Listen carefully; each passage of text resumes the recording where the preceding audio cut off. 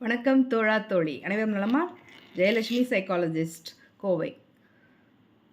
நம்ம ஃபுல்லாக எல்லாமே 1 மினிட் வீடியோவாக நான் எடுத்து எல்லாத்துக்குமே ஃபேஸ்புக்கு இதில் இன்ஸ்டாகிராமில் இதில் எல்லாத்தையுமே அப்லோட் பண்ணியிருக்கேன் இல்லையா?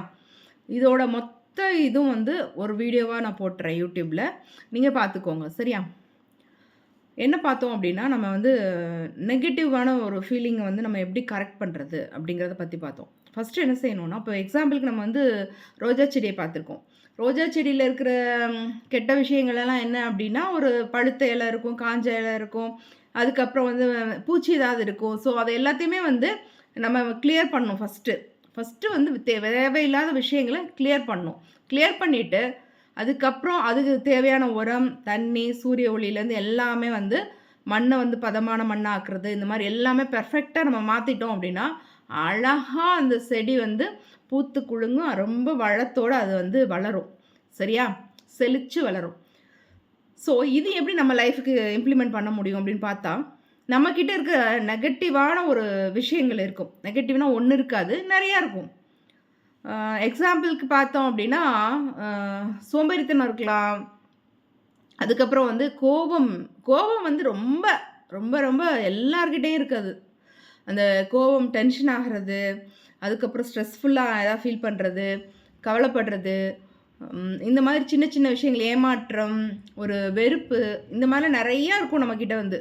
ஸோ அதிலிருந்து நம்ம எப்படி வெளியே வர்றது அப்படின்னு பார்த்தோம் அப்படின்னா, நமக்கு பிடிச்சமான விஷயங்கள் எல்லாம் நம்ம செய்ய ஆரம்பிக்கணும். ஃபஸ்ட்டு முதல்ல என்ன பண்ணணும்னா, நம்மக்கிட்ட இருக்கிறது கிளியர் பண்ணணும்.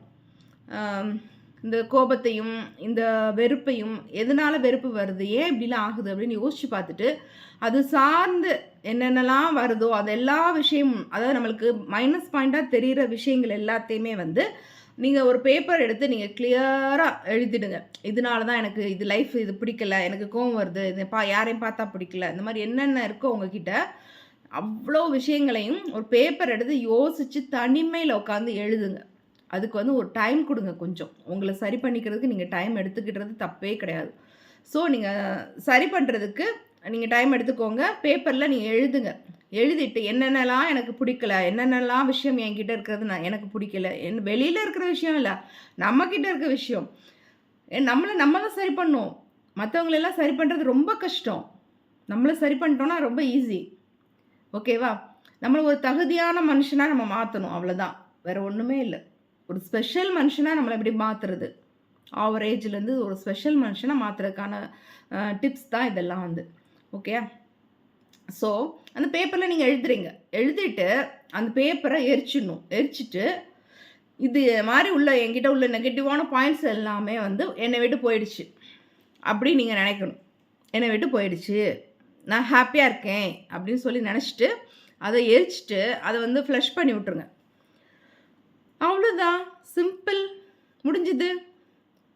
இதை எப்பயாச்சும் ஒரு தடவை செஞ்சிங்கன்னா ஒரு எஃபெக்ட் இருக்காது. நீங்கள் ஒரு வாரத்துக்கு ஒரு தடவை, ஒரு 10 நாளைக்கு ஒரு தடவை நீங்கள் இந்த மாதிரி அடிக்கடி நீங்கள் செஞ்சுக்கிட்டே இருக்க அதுக்கான மாற்றங்கள் கொஞ்சம் கொஞ்சம் கொஞ்சமாக வர ஆரம்பிச்சிடும். இன்றைக்கி பண்ணிவிட்டு நாளைக்கு நல்லா ஆகிடுவேனா அப்படின்னா கேட்டால் நிச்சயமாக முடியாது. மேஜிக் கிடையாது எதுவுமே. ஸோ நீங்கள் என்ன பண்ணணும் அப்படின்னா, நீங்கள் ட்ரை பண்ணுறத தொடர்ந்து செஞ்சிட்டே இருக்கணும். ஒரு குறைஞ்சது ஒரு 3 மாதமாவது நீங்கள் செய்ய வேண்டியிருக்கும். ஒரு 5, 6 தடவை 10 தடவை இந்த மாதிரி செஞ்சிங்கன்னா தான் அது சரியாகும். ஏன்னா நம்ம 20 வருஷம் 30 வருஷம் நம்ம வாழ்ந்திருக்கோம். இப்போ இவ்வளோ நாள் உள்ளதெல்லாம் மனசில் பதிஞ்சிருக்கும். அதை நம்ம மாற்ற போகிறோம். அது சாதாரண விஷயம் இல்லைல்ல. ஸோ அதுக்கு டைம் எடுக்கும். அடுத்தது இது முடிச்சிட்டோமா, கிளியர் பண்ணிட்டோமா, கிளியர் பண்ண பிறகு பாசிட்டிவான விஷயங்கள் எல்லாத்தையும் இன்செர்ட் பண்ணணும் நம்ம மனசுக்குள்ளே. அது எந்த மாதிரி விஷயங்களெல்லாம் இன்செர்ட் பண்ணுறது, எப்போயும் ஹாப்பியாக இருக்கிறது, ஹாப்பி இல்லாட்டியும் பரவாயில்ல, டென்ஷன் ஆகாமல் இருக்கணும் அப்படின்னு சொல்லி முடிவு பண்ணுங்கள். பாசிட்டிவான விஷயங்களையே திங்க் பண்ணுங்கள். ஸோ இந்த மாதிரி எல்லாம் பண்ண கொஞ்சம் கொஞ்சமாக நம்ம மனசுக்குள்ளே பாசிட்டிவ் ஃபீல் வர ஆரம்பிக்கும். சரி, இப்போது ஒரு எக்ஸசைஸ் சொல்கிறேன். வீட்டு வாசலில் போய் நின்றுக்கோங்க. வீட்டு வாசலில் இருந்துட்டு காலில் இருக்கிற தூசி மண்ணெல்லாம் நம்ம எப்படி தட்டுவோம்ல, காலில் ஒட்டி இருந்துச்சுன்னா அப்படி உதறுவோம் இல்லையா? அதே மாதிரி உங்ககிட்ட இருக்க நெகட்டிவ் பாயிண்ட்ஸ் எல்லா விஷயத்தையும் என் உடம்புலேருந்து அப்படியே கீழே வந்து கால் வழியாக தூசியாக மாறி என்னை விட்டு போகுது அப்படின்னு நினச்சிட்டு காலை நல்லா உதறுங்க.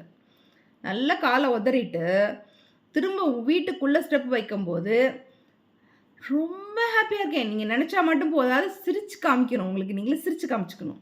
ஏய் நான் ரொம்ப ஹாப்பியாக இருக்கேன் அப்படின்னு சொல்லிட்டு சிரிச்சு காமிக்கணும். சிரிச்சிட்டே வந்து உள்ளே வர்றீங்க. திரும்ப ஹாலு உள்ள இடத்துக்குள்ள வர்றீங்க.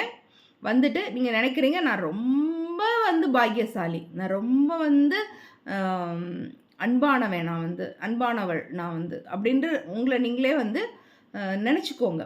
அவ்வளோ ஒரு உணர்வு பூர்வமாக நீங்கள் நினச்சா தான் அது நடக்கும். நீங்கள் சும்மா வாய் வார்த்தையாக நான் அன்பானவள், நான் இது அப்படி சொன்னால் ஒன்றுமே நடக்காது.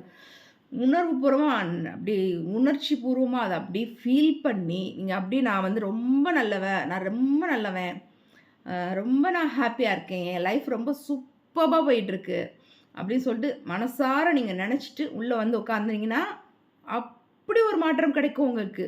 அப்படி ஒரு ஃபீல் கிடைக்கும். ஃபீல் பண்ணி பாருங்கள், நீங்கள் ட்ரை பண்ணுங்கள், கண்டிப்பாக கிடைக்கும். அதுக்கு நான் கேரண்டி. ஓகேயா? ஓகே சரி, இது வந்து நீங்கள் ட்ரை பண்ணி பாருங்கள், எப்படி இருக்குன்னு சொல்லுங்கள். ரைட்? என்ன பண்ணுறீங்க? வாசல் போகிறீங்க, காலை உதறீங்க, திரும்ப வந்து உள்ளே வரும்போது பாசிட்டிவான திங்கிங்கோடு உள்ளே வர்றீங்க, ஹாப்பியாக சிரிச்சிட்டே இருக்கிறீங்க. ஒரு 1 மினிட் இது செஞ்சால் போதும், ரொம்ப நேரம்லாம் ஆகாது. 1 மினிட். இந்த விஷயத்த நீங்கள் எப்போ வேணாலும் செஞ்சுக்கலாம். இப்போ தான் இல்லை, லைஃப் லாங்காக இந்த நான் சொன்ன இந்த எக்ஸசைஸை வந்து லைஃப் லாங் நீங்கள் செய்யலாம். இது எந்த வித தப்போ ப்ராப்ளமோ எதுவும் வராது. சரியா? இனிமேல் நீங்கள் எனக்கு எல்லாமே ட்ரை பண்ணிவிட்டு மெசேஜ் பண்ணுங்கள். எனக்கு நல்லா இருக்கா, எப்படி இருக்குது, என்ன இருக்குது அப்படிங்கிறத நீங்கள் மெசேஜ் பண்ணுங்கள். அப்போ தான் நான் வந்து